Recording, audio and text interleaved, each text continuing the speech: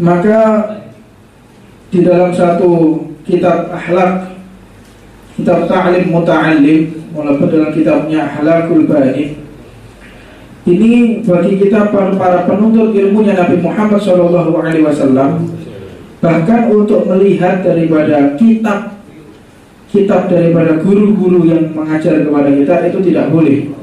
Apalagi kadang-kadang kita ngambil barangnya guru, kita ngambil daripada ini sesuatu yang tidak akhlak, kadang-kadang buka bukunya guru dibukai. Bahwa ini merupakan akan mengangkat daripada keberkahan orang tersebut. Bahkan judulnya pun kita nggak boleh untuk melihat. Ini salah satu akhlak seseorang ketika menghargai si pemberi ilmu tadi. Karena hal ini zaman sekarang tidak pernah diperhatikan. Bagaimana ilmu itu begitu banyak, ilmu itu begitu luas, tetapi si pemiliknya tidak bisa memanfaatkan ilmunya. Ini karena ketika cara menuntut ilmunya salah. Kalau kita melihat sarjana itu setiap tahun itu lulusnya berapa orang kira-kira? Banyak sekali, ribuan, puluhan ribu. Santri-santri pondok pesantren itu lulusnya mungkin di Jawa Timur tidak kurang dari 3.000-4.000 orang tiap tahun. Kemana mereka? Kok seolah-olah tidak ada? Alhamdulillah medalik. Bahkan kemarin ada sensus daripada orang Islam yang melaksanakan sholat Jumat. Sensus, Pak. Berapa persen di Indonesia umat Islam ini, kita anggap umat Islam di Indonesia ini jumlah kalkul di sensus 100%. Yang sholat Jumat itu berapa persen kira-kira?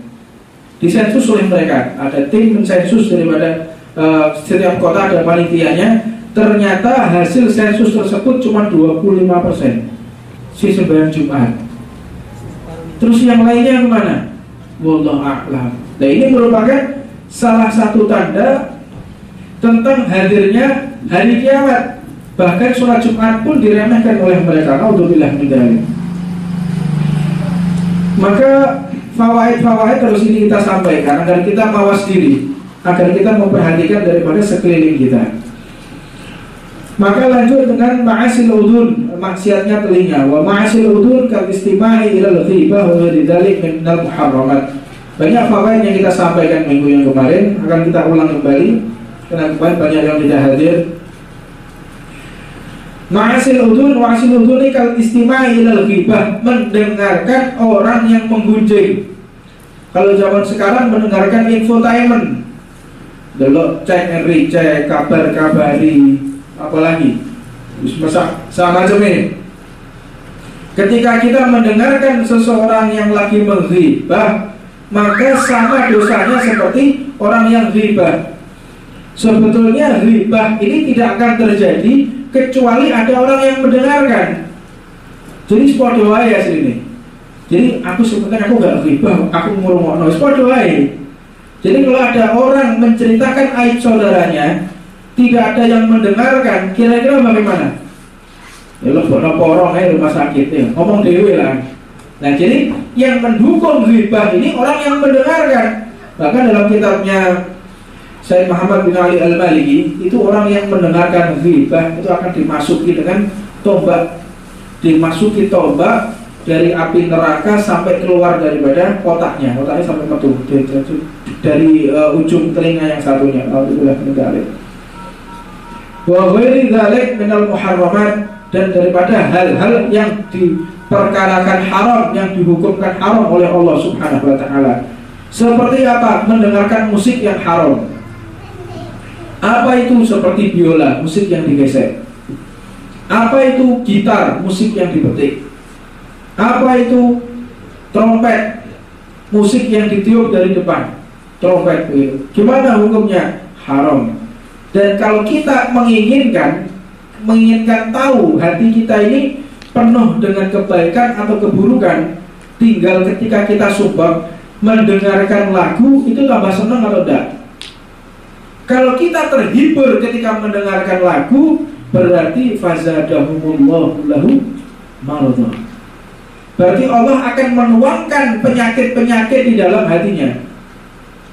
Jadi kalau kita mendengarkan lagu kita tenang, mendengarkan musik kita semakin santai begitu, berarti Allah Subhanahu wa taala terus secara kontinu, secara berkesinambungan menambahkan penyakit-penyakit hati di dalam hati kita. Alhamdulillah.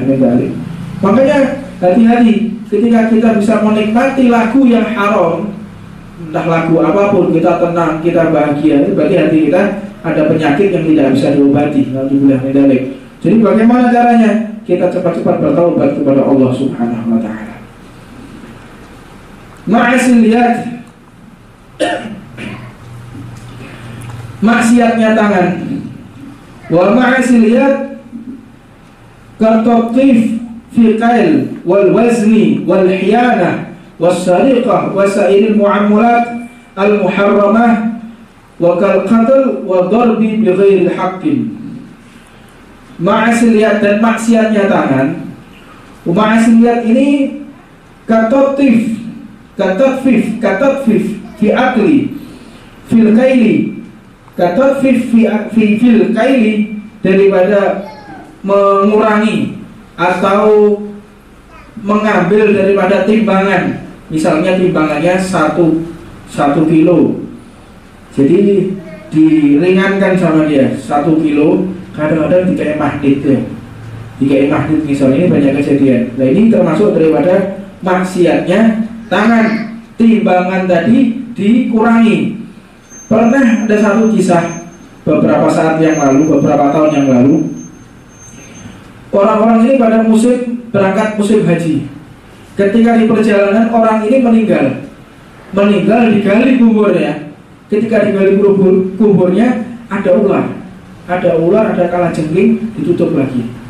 Gali tempat yang lain, digali lagi, sama persis. Ada ular, ada kalajengking. Ularnya yaitu, kalajengkingnya yaitu juga. Digali lagi terus, digali sampai 10 tempat. Kelelahan mereka. Sudah gimana? Sudah kuburkan apa adanya sudah. Jadi dikubur dalam keadaan seperti itu. Ketika pulang haji disampaikan kepada salah satu imam arif billah di situ, orang yang soleh, seorang wali Allah, disampaikan, kita ketika berangkat haji, di antara teman kita fulan bin fulan meninggal. Kita gali kuburannya, ternyata ada hewan-hewan di situ. Apa kira-kira? Dan kita berpindah-pindah tempat, sama persis. Kita gali 10 tempat, masih ada ular, masih ada hewan-hewan kalajengking dan hewan-hewan yang beracun tersebut. Bagaimana ini?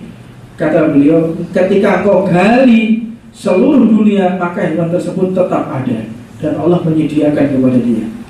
Apa sebab? Tolong kau tanya kepada keluarganya. Ketika ditanya kepada keluarganya, dan keluarganya pun menangis, dikatakan, iya, suamiku ini memiliki satu perkara yang buruk. Setiap dia berdagang di pasar, dia ini berjualan gandum. Di mana diambil gandumnya, maka setelah dimakan, gandum yang diambil tadi diganti dengan dahan daripada gandum, dari tangkai daripada gandum, dari dideplok, dicampurkan ke dalam gandum tadi. Biar sama, jadi nggak kelihatan, jadi diambil atau tidak kelihatan. Maka Allah Subhanahu wa taala membuat kuburannya seperti nerakanya Allah Subhanahu wa taala. Allahumma sallimna wa iyyakum. Mudah-mudahan Allah menyelamatkan kita dari azab kuburnya. Fil kail wal wazan, daripada timbangan, takaran dan timbangan.